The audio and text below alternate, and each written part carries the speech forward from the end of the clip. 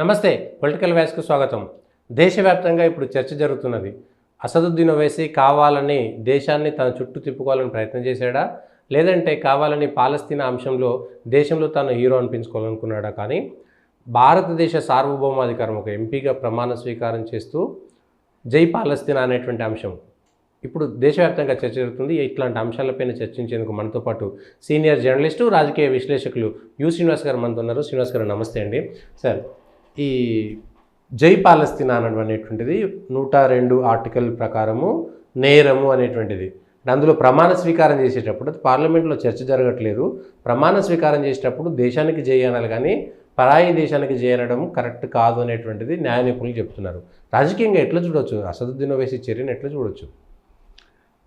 రాజకీయంగా ఒక విధంగా ప్రమాణ స్వీకారం చేసే టైంలో ఇట్ ఈస్ అన్కాల్డ్ ఫర్, అదేమంటారు, అసందర్భం అని. అవును, సందర్భ ఉచితంగా ఉండాలి, కానీ ప్రవర్తన ఓవైసీ చేసింది సందర్భానికి అనుచితము అని చెప్పవచ్చు. It was uncalled for at that moment in time. అయితే ఎప్పుడైతే తను గెలిచాడో మళ్ళీ ఓవైసీకి కొంత రెక్కలు వచ్చేసినాయి. కొంత భయపడి బిక్కుబిక్కుమంటూ ఉన్నవాడు ఎటు ఏమవుతుందో అనుకున్నవాడు మంచి మెజారిటీ వచ్చింది. హిందువులందరూ ఒకవైపు అయిపోయి, ముస్లింలందరూ ఒకవైపు అయి మనవాడు గెలవాలి అని ముస్లింలే గట్టిగా కంకణం కట్టుకొని గెలిపించుకున్నారు. ఎక్కువ మటుకు అందరూ కూడా ఎక్కువ శాతం అతను గెలుస్తాడని అనుకున్నారు. గెలిచాడు, మంచి విషయమే. అయితే తన ఉనికిని చాటుకోవడానికి మరోసారి పాలస్తీనా వ్యవహారాన్ని, పాలస్తీనా స్లోగన్ని వినిపించాడు ఆయన. పాలస్తీనా స్లోగన్తో పాటు జై తెలంగాణ అని కూడా అన్నాడు. అయితే జై భారత్ అంటే కూడా చాలా బాగుండేదేమో, దానికి యాడ్ చేసేస్తే అయిపోయేదేమో, బ్యాలెన్స్ చేసేది. కానీ ఇంతకుముందు కూడా చాలామందితో ఓవైసీ తిట్లు తిన్నాడు, భారతదేశం కోసం తను స్లోగన్ చెప్పను అని. అని జావేద్ అఖ్తర్ అయితే దాదాపు అమ్మనా బూతులు తిట్టినంత పని చేశాడు పార్లమెంట్లోనే. నువ్వేంటే మా ఉప్పు తింటూ మా దగ్గర ఉండి, మా దేశంలో ఉండి, మన దేశాని కోసం నువ్వు జై అనటానికి, భారత్ మాతాకి జై అనటానికి దీనికి నీకు బాధ ఏముంది అంటే తను ససమిరా ఒప్పుకోలేదు. ఇప్పుడు కూడా ఓవైసీ తనేం తప్పు చేసినట్టుగా కానీ ఏం పశ్చాత్తాపడలేదు. ఏముందా అనేసానే అయిపోయింది, దాని గురించి మీరందరూ నా వెంట ఎందుకు పడుతున్నారు, అయిపోయింది పోండి అని ప్రెస్ వాళ్ళని కూడా ఎళ్ళగొట్టేశాడు. అవును, ఈ స్లోగన్స్ అన్నాను అని, జై భీమ్ అని, ఇవన్నీ కూడా మళ్ళీ రిపీట్ చేశాడు తనేమి దానికి రావట్లేదు. అందరూ ఏవేవో మాట్లాడుతున్నారు, వాళ్ళని అడ్డుకుంటున్నారా? వాళ్ళని పోయి అడగండి నేనేం తప్పు చేశాను అని అంటున్నాడు. అయితే బీజేపీ వాళ్ళు మాత్రం ప్రెసిడెంట్ ఆఫ్ ఇండియాకి ఒక విన్నపం అయితే సమర్పించారు. లీగల్గా ఇది తప్పని, మీరు చెప్పినట్టుగా 102 అధికరణం ప్రకారం ఇది సరైన పద్ధతి కాదని, ఇట్లా మాట్లాడకుండా ఉండాల్సిందని ఆయనను డిస్క్వాలిఫై చేయాలని కూడా అడుగుతున్నారు. అంటే సందర్భం కూడా పార్లమెంటులో ఆ పాలస్తీనా ఇజ్రాయెల్ అంశం మీద చర్చ జరిగేటప్పుడు చర్చలో పాల్గొన్నప్పుడు అనడం కాదు, భారతదేశ రాజ్యాంగం మీద ప్రమాణ స్వీకారం చేస్తున్నానని చెప్పి జై పాలస్తీనా అనడం అనేది ఎట్లా, అంటే ఒక దేశం గురించి ఆలోచించే వ్యక్తులకు కొంత ఎంబ్రాసింగ్గా ఉండదు ఈ సిచ్యువేషన్. డెఫినెట్గా ఎంబ్రాసింగే. వేరే దేశం గురించి మనం ఇక్కడ జై కొట్టాల్సిన అంత అవసరము, అగత్యము ఏం ఏర్పడింది? మరి దాని వెనకాల ఉన్న కారణం ఏంటి? మరి అక్కడ పాలస్తీనా నుంచి ఎవరైనా ఈయనను సంప్రదించి భారతదేశం వీళ్ళకి సపోర్ట్ చేయాలనో, భారతదేశం దృష్టి ఆ ఇష్యూ వైపు మరల్చాలనో అట్లా ఏమన్నా ప్రయత్నం చేశారేమో మనకు తెలీదు. ఇంతకుముందు మన మోడీ గారు పెద్దన్న అని చెప్పుకునే మోడీ గారు, విశ్వగురు అనే మోడీ గారు ఒక ప్రయత్నం అయితే చేశారు. ఈ ఇష్యూని 2 స్టేట్స్ మోడల్లో మనం రిజాల్వ్ చేయాలి అని ఒక ప్రయత్నం అయితే చేశారు. ఏమీ ఫలించలేదు. జయశంకర్ కూడా ఎక్స్టర్నల్ అఫైర్స్గా మినిస్టర్గా ఉన్నప్పుడు నెగోషియేట్ కూడా చేసినట్టు చెబుతున్నారు. కానీ ఆ సమస్య అయితే రావణ కాష్టంలాగా పరిష్కారం కావట్లేదు. సో ఆ సమస్య వైపు దేశ దృష్టి అనే కన్నా ప్రపంచ దృష్టిని మీడియా ద్వారా మరల్చడానికి ఓవైసీ బహుశా ట్రై చేసి ఉంటాడు. ఎందుకంటే పార్లమెంట్లో ఫస్ట్ డే ప్రమాణ స్వీకారం చేస్తున్న టైంలో ఈ స్లోగన్ రేస్ చేశారు అనే ఇష్యూని డెఫినెట్గా న్యూస్ ఏజెన్సీలు కానీ మిగతా వాళ్ళు కానీ హైలైట్ చేస్తారు. ఆ హైలైట్ చేసినప్పుడు ఆ ఇష్యూ వైపు నేషనల్ లీడర్స్ అనుకోండి, ఇంటర్నేషనల్ లీడర్స్ అనుకోండి, వేరే దేశాల లీడర్స్ అనుకోండి, వాళ్ళ దృష్టి డెఫినెట్గా పడుతుంది. వాళ్ళకి ఇచ్చిన బ్రీఫింగ్లో ఇలాంటి స్లోగన్ వచ్చిందట పార్లమెంట్లో అనే ఒక దృష్టి మరల్చడం మాత్రం డెఫినెట్గా జరుగుతుంది. ఆ దృష్టి మరల్చడం వల్ల వాళ్ళకి ఏమన్నా సమస్య పరిష్కారం అవుతుందా అని ఆలోచించాలి. At the same time Owaisi ఏదైతే అన్నాడో ఏదో మానవతా దృక్పథంతో అక్కడ వందలాది మంది ప్రజలు చనిపోతున్నారు, వాళ్ళ శ్రేయస్సు కోసం నేను ఈ స్లోగన్ రేస్ చేశాను అంటే ఇండైరెక్ట్గా అక్కడ వార్ కానీ ఈ వాతావరణాన్ని స్టాప్ చేయడానికో లేదా లైక్ మైండెడ్ పీపుల్ ఇంటర్వ్యూన్ చేయడానికో నేను ట్రై చేశాను అనే పద్ధతిలో కూడా చెప్పడానికి ట్రై చేశాడు. అయితే ఇట్ ఈస్ వెల్ ప్రీప్లాన్డ్ అనాలి అని అతను నిశ్చయించుకొనే జై తెలంగాణ అనే దాన్ని కూడా అన్నాడు. లేకపోతే జై తెలంగాణ అని బహుశా అనేవాడు కాదేమో, అల్లాహు అక్బర్ అనేవాడేమో మనకు తెలియదు, అన్నాడు అంత మాత్రం అనేవాడేమో కానీ జై తెలంగాణ అని ఎందుకన్నాడంటే ఈ స్లోగన్ అంటున్నాను కాబట్టి నేను కొంత బ్యాలెన్స్ చేసుకుంటే బాగుంటుంది అనే పద్ధతిలో అన్నాడు. ఇంకా నేను జై హైదరాబాద్ కూడా యాడ్ చేయలేదు దానికి, హైదరాబాద్లో 5 సార్లు గెలిచాడు కాబట్టి బహుశా అది కూడా యాడ్ చేస్తే ఇంకా బ్యాలెన్స్ అయి ఉండేదేమో కానీ జై తెలంగాణ అయితే అన్నాడు. ఎందుకంటే కొంత బ్యాలెన్స్ చేసుకోవాలి, డైరెక్ట్గా పాలస్తీనా కోసం జై అన్నా కూడా అంత బాగుండదు కాబట్టి సేఫ్ సైడ్ అన్నాడు. అయితే నేనైతే ఒక 50% అయితే అతనేం డిస్క్వాలిఫై అవుతాడని నేను అనుకోవట్లేదు. కొంత మందలించడం జరుగుతుంది. ఇప్పటికే అందరూ ఇది కరెక్ట్ కాదు అని అన్నారు. ఆయనకేమి ఆయన దులిపేసుకొని మీడియాని కూడా అయిపోండి దీంట్లో ఏముంది పెద్ద మీరు అన్నట్టుగా పంపించేశాడు. పార్లమెంట్లో రికార్డ్స్ నుంచి తీసేస్తామంట కానీ అంటే దీనివల్ల అసదుద్దీన్ ఓవైసీ డిస్క్వాలిఫై అవుతాడా కాదా కానీ ప్రజలు అంటే దేశం కోసం ప్రేమించి కష్టపడేటువంటి ప్రజలకు విషయాలు అయితే తెలవాలనేటువంటిది మన తాపత్రయం. ఇది డెఫినెట్గా అతనికి అది మైనసే అవుతుంది జనాలలో. ఓకే, ఈడేవాడు మన ఉప్పు తింటూ మన దగ్గర ఉంటూ మన హైదరాబాద్లో ఉంటూ మన ఓటు సిటీలో మన ఓటు తీసుకుంటూ ఊరికే పాలస్తీనా గీలస్తీనా అంటాడనేది ఒక ఆలోచన అయితే ప్రజల్లో వస్తుంది. లాంగ్ రన్లో జనాలు కూడా అవేర్నెస్ వచ్చి కొంత మారుతారని మనం ఆశిద్దాం. అవును, మిగిలిన ప్రజలకైనా ఇది కొంత అవును ఎవరు ఏం జరుగుతుంది ప్రపంచంలో తెలుసుకోవడం కోసం ఎవరెవరి కోసం స్లోగన్ ఇస్తున్నారు, ఎవరి హిడెన్ ఎజెండా ఏముంది బ్యాక్గ్రౌండ్ లో ఏంటి నడుస్తుంది అనేది కొంత ఒక హింట్ అయితే వస్తుంది కదా. తనంతను కొంత మేరకు ఎక్స్పోజ్ చేసుకున్నట్టే లెక్క, ఎటు రిలేషన్స్ ఉన్నాయి అనేది తెలుస్తుంది. మనం ఎవరిని నమ్మాలనేటువంటిది ఎక్స్పోజ్ అయ్యాడు అంతే. రెండు ఆంధ్రాలో సరే రాజకీయాలు అవన్నీ పక్కన పెడితే వెంకటేశ్వర స్వామిని తప్పు పట్టారు కాబట్టి రాజశేఖర రెడ్డి చచ్చిపోయాడని, వెంకటేశ్వర స్వామిని నిర్లక్ష్యం చేశాడు కాబట్టి జగన్ అధికారం కోల్పోయాడని, సో చంద్రబాబు నాయుడు వచ్చాడు కాబట్టి ఏదో కొంత మార్పు ఉంటుంది అనేటువంటిది చర్చ జరుగుతుంది. రాజకీయం అంతా పరిపాలన పక్కన పెడితే దృష్టి అంతా వెంకటేశ్వర స్వామి హిందూ దేవాలయాల రక్షణ అనేటువంటిది బాగా చర్చలోకి వస్తున్నది. అది జరిగే అవకాశం ఉందంటారా? అంటే అది కూడా ఒక ఆస్పెక్టే. ఓకే, స్పెసిఫిక్గా వెంకటేశ్వర స్వామి అని కాకుండా చాలా చోట్ల గుళ్ళో విగ్రహాలు పడగొట్టారు. అవును, ధ్వంసం అయిపోయినాయి. పనిగట్టుకొని పడగొట్టి వాటి మీద దృష్టి మరల్చి రాజకీయం చేశారు. కొన్నిసార్లు ఎట్లా ఉంటుందంటే ఒక పెద్ద ఇష్యూ ఉంటే ఆ ఇష్యూని దృష్టి మరల్చడానికి ఇంకొక ఇష్యూ క్రియేట్ చేస్తారు. అదే పద్ధతిలో కొంతమంది అంటారు ప్రశాంత్ కిషోర్ అడ్వైజ్ మేరకే అట్లా చేశారు దృష్టి మరల్చడానికి అని. అది నిజమో కాదో మనకు తెలియదు కానీ కొన్ని చోట్ల పనిగట్టుకొని చేశారు. అంతర్వేదిలో రథం కాలబెట్టినప్పుడైతే ఇంకా దారుణం. అట్లాంటివి అవి నిజంగా చేసినట్టుగానే మనకి ప్రూవ్ అయింది కూడా, పనిగట్టుకొని చేశారని కూడా పోయింది. వెంకటేశ్వర స్వామి విషయంలో రాజశేఖర రెడ్డి చేసింది ఏంటంటే ఇప్పుడు ఎట్లయితే రిషికొండలో ఒక ప్యాలెస్ కట్టారో 7 కొండలు వెంకటేశ్వర స్వామివి కాదు, 2 కొండలు మాత్రమే, మిగతా కొండలన్నీ గవర్నమెంట్వి, అవి టూరిజంకి ఇచ్చేస్తున్నాము అన్నట్టుగా చెప్పారు. చెప్పిన వెంటనే పెద్ద అప్రోర్ వచ్చింది, అంత గందరగోళం అయింది. ఎట్లా ప్రాపర్టీని తీసుకుంటారు, ఎట్లా కాదు అంటారు. వెంకటేశ్వర స్వామిని 7 కొండల వాడు అంటారు. 7 కొండలను కాదు అని అనడానికి నీకు ఎట్లా ధైర్యం వచ్చింది, మనసు వచ్చిందో కూడా మనకు అర్థం కాదు. సరే నువ్వు దేవుణ్ణి నమ్మవు. వైఎస్ రాజశేఖర రెడ్డి కూడా అప్పట్లో కొబ్బరికాయ కొట్టమంటే ఊరికే పూజారికి ఇట్లా పడేసేవాడు నువ్వు ఒట్టు అన్నట్టుగా. ఈయన కూడా ఏం పెద్ద నమ్మడు, జగన్ కూడా ఏమి నమ్మడు. కాకపోతే ఓట్ల కోసం ఆ శారదాపీఠం స్వామితో వెళ్ళి ఏదో జంజం వేసుకొని కన్వర్ట్ అయినట్టు చేసి కొన్ని ఓట్ల కోసం చేసిన ప్రయత్నం. కానీ ఈయన కూడా ఏం పెద్ద నమ్మడు. మనకి భారతి మేడం కూడా ఎప్పుడు ఆయనతోని కలిసి తిరుమలకి వెళ్ళిన దాఖలాలు ఎక్కువ లేవు. మనం జనరల్గా ఏంటంటే తిరుమల టెంపుల్కి వెళ్తే దంపతులు వెళ్తారు, దంపతులు వెళ్ళి ఇద్దరు కలిసి పూజ చేస్తారు.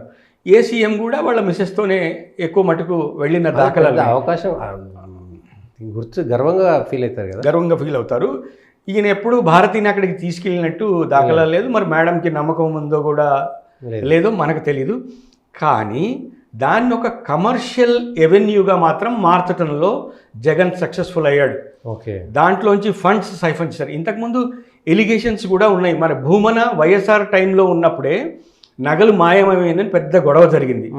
నగలు మాయమైపోయిన గొడవ అయిన కొన్ని నెలల తర్వాత ఉన్న నగలకి లెక్కలేసి పెట్టారు.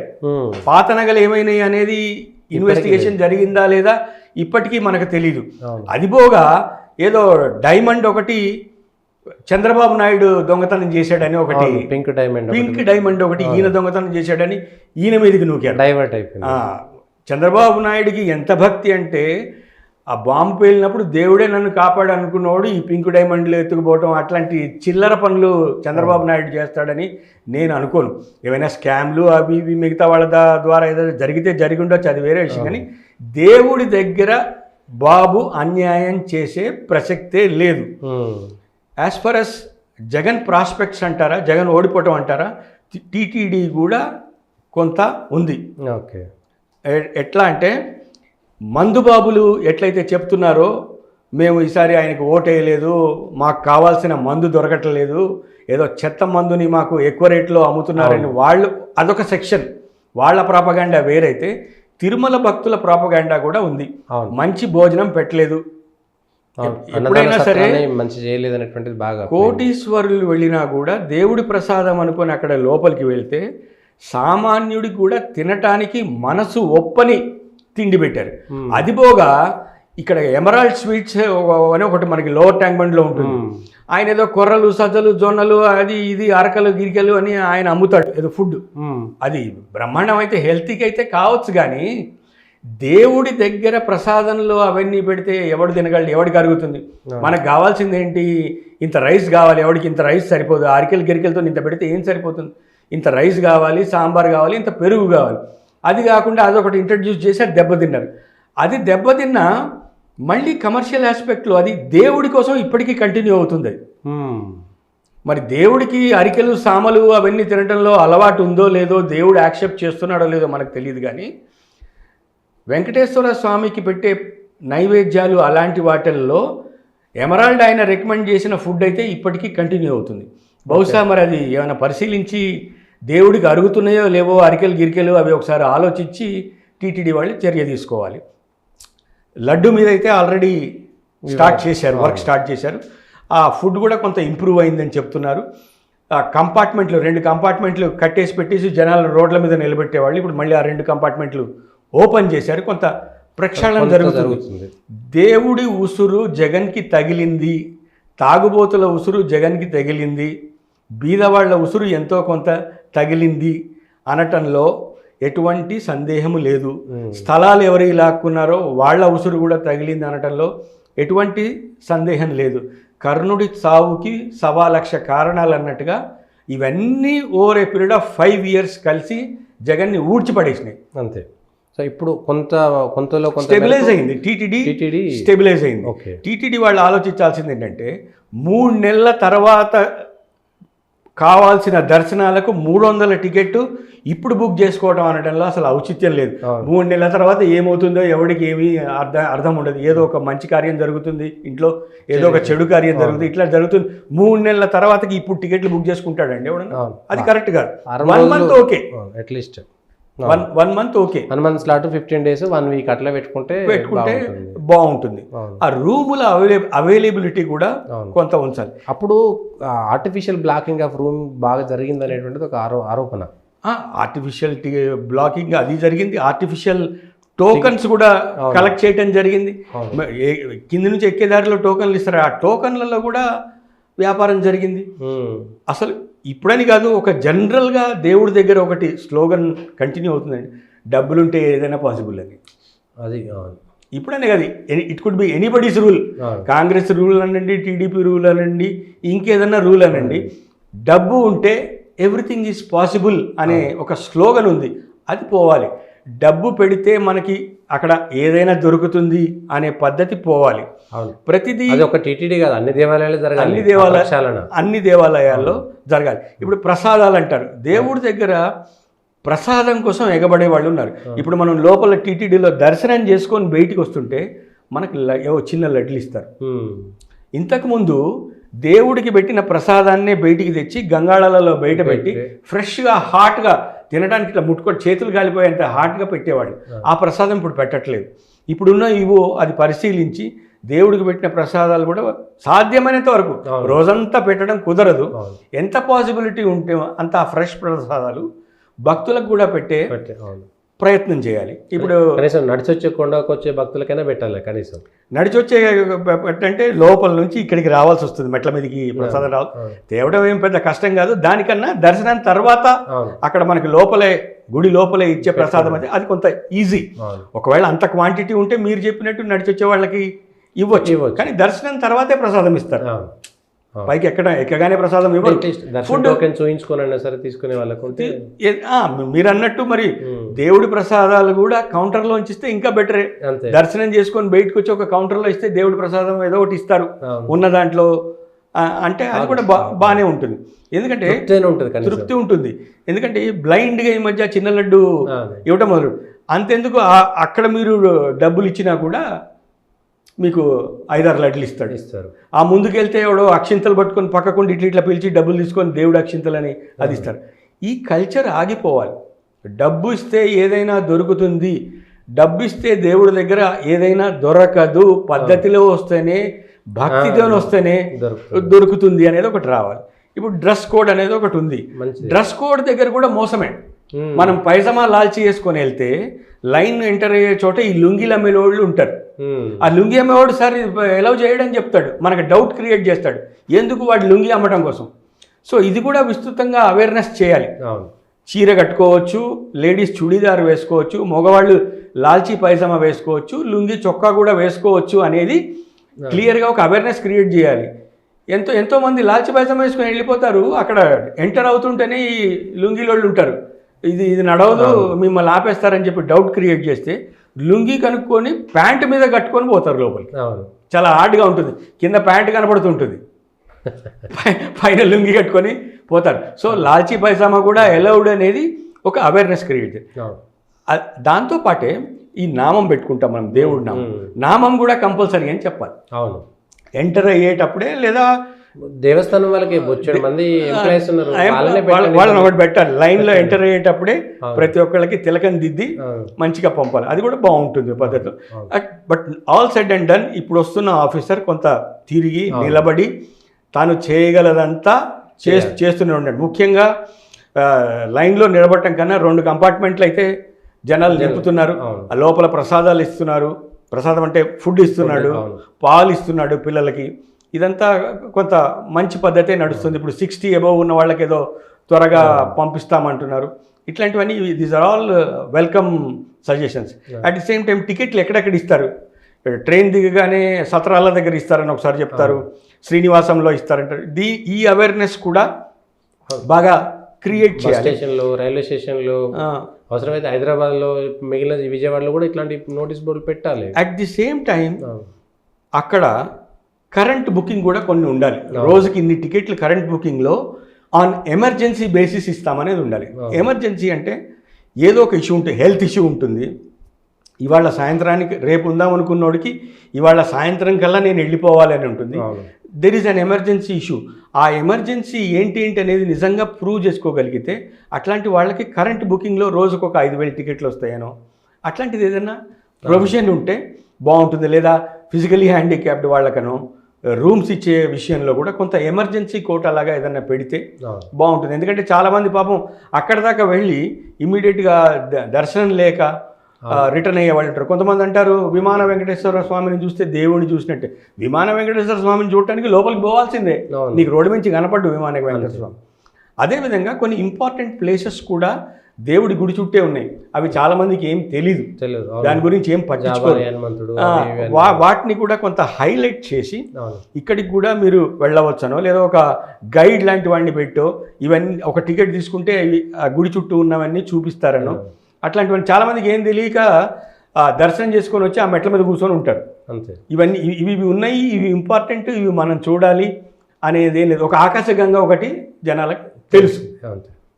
ఇంకా సత్రాలు ఉన్నాయి, ఆ సత్రాలలో ఎవరికి ఇస్తారు అనేది కూడా ఎవరికి తెలియదు. ఆ సత్రంలో స్పెసిఫిక్ రికమెండేషన్ ఉంటేనే ఇస్తారు, ఇట్లాంటివి ఉన్నాయి. సత్రాలలో జనరల్ పబ్లిక్ కూడా ఇస్తారా, అవును. లేదా ఆ సత్రాల కోటాని రెగ్యులర్ టీటీడీ ఆన్లైన్ కోటాలో కలుపుతారా, ఎట్లా? ఎందుకు కొన్నిసార్లు ఎంటీ ఉంటాయి, అవును. ఎవరు అడగరు, ఏమీ ఉండదు. సో అవన్నీ కలిపి మనము ఏదైనా బూస్ట్ చేయగలమా, నెంబర్ ఆఫ్ రూమ్స్ని ఇంక్రీజ్ చేయగలం. కొన్ని న్యూ కన్స్ట్రక్షన్స్ అవుతున్నాయి.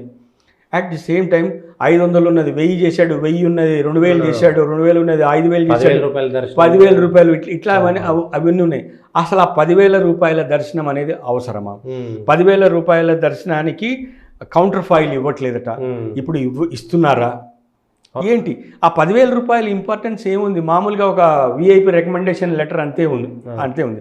విఐపి రికమెండేషన్స్ లెటర్స్లో ఎంపీ అయితే ఏంటి, ఎమ్మెల్యే అయినా, ఎంపీ అయినా, మినిస్టర్ అయినా, సెంట్రల్ మినిస్టర్ అయినా మామూలే, అంతే, అక్కడికే వస్తుంది. మరి సెంట్రల్ మినిస్టర్ లెటర్ ఎందుకు, ఎమ్మెల్యే లెటర్ తీసుకోవచ్చు కదా మనం.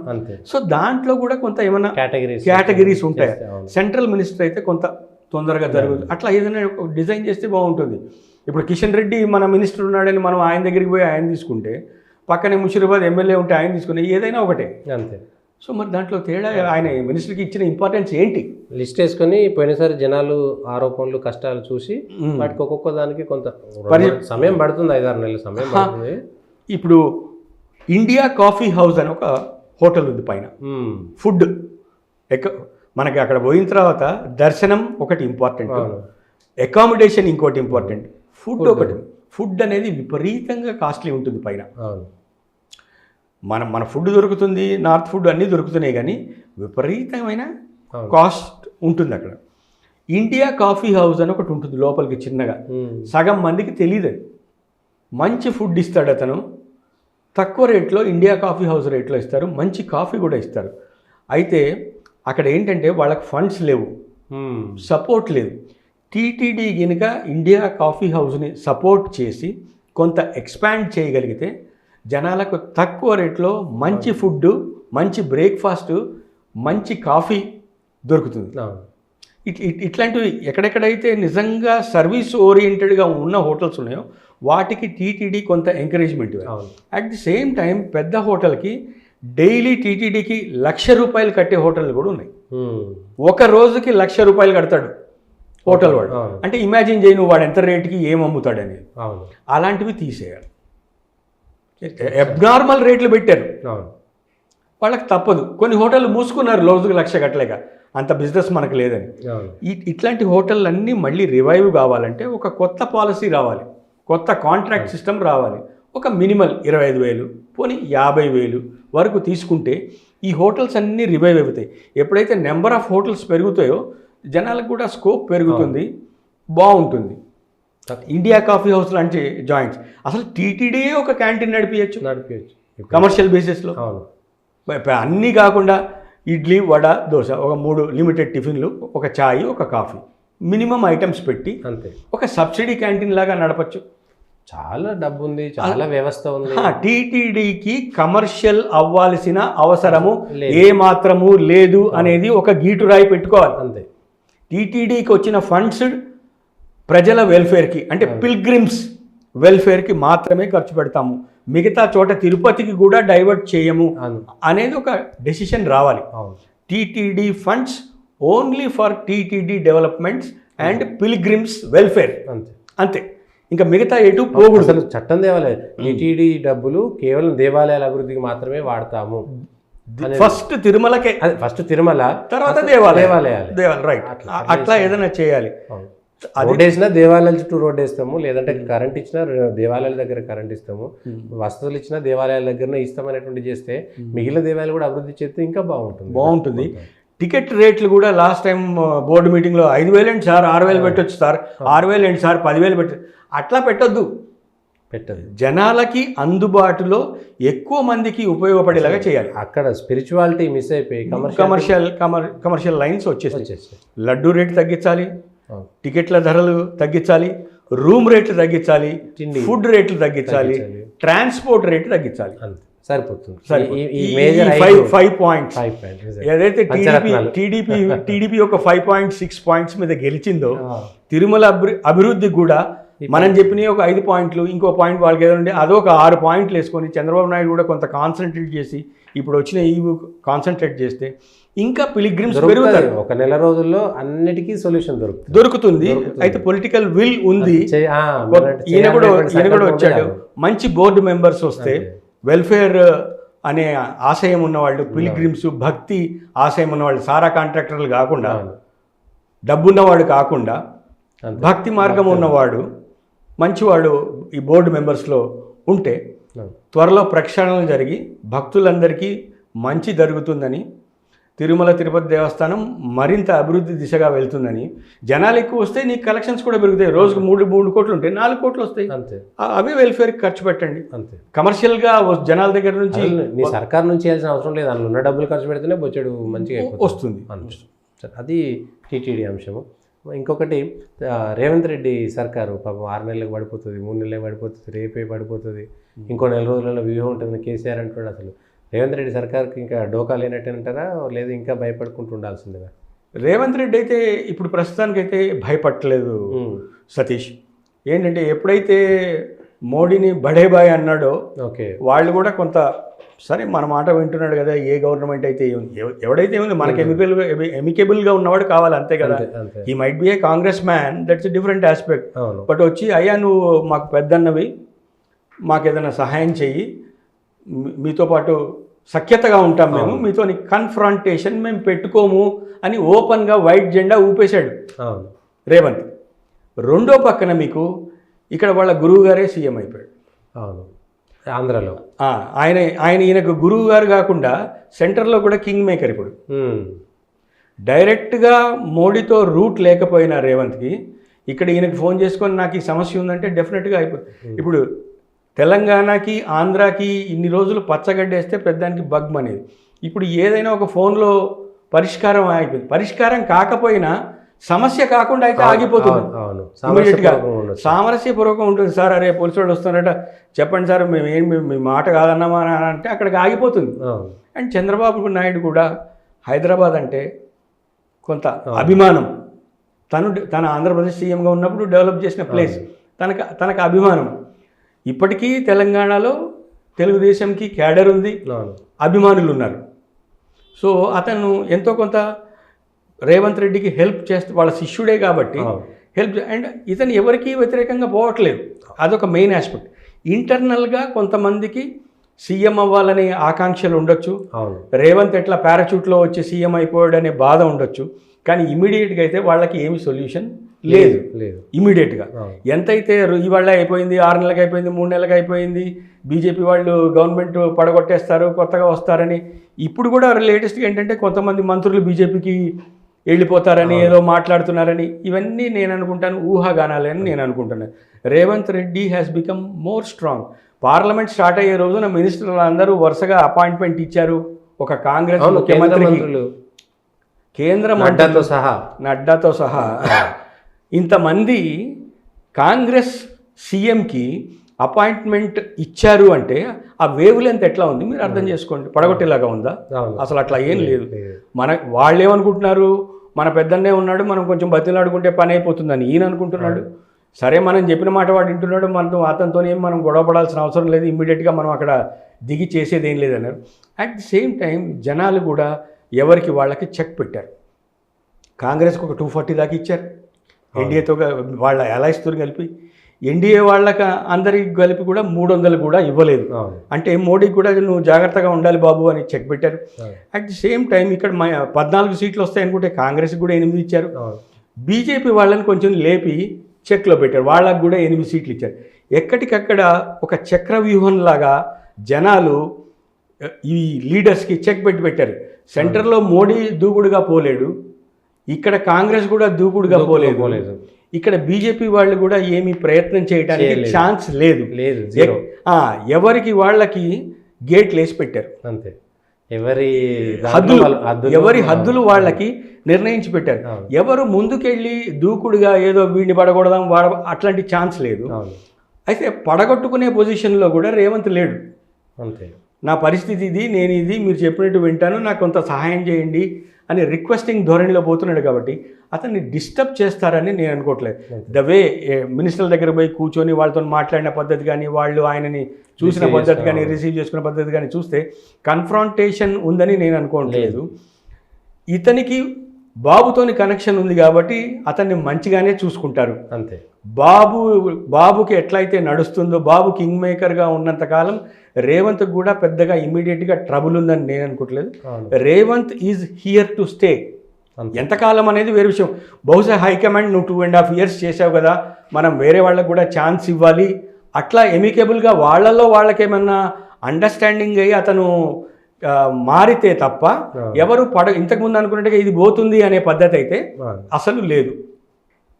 చూద్దాం ఎట్లా రేవంత్ రెడ్డి సర్వైవ్ అవుతారు, అది ఎవరు పోతారనేది తెలియదు. ఇది మొత్తానికైతే ఇటు జాతీయ స్థాయిలో కానీ ముఖ్యంగా ఓవైసీ విషయంలో దేశ ప్రజలు ఎట్లా ఆలోచిస్తారు, టీటీడీకి సంబంధించి చంద్రబాబు నాయుడు మీద ఇప్పటికే పెద్ద భారం ఉన్నది, టీటీడీ మొత్తం ప్రక్షాళన చేయాల్సినటువంటి పరిస్థితి వచ్చింది. రేవంత్ రెడ్డి అయితే చాలా సేఫ్ సైడ్గా ఉన్నాడు అనేటువంటిది స్పష్టంగా అర్థమవుతున్నటువంటి విషయాలు.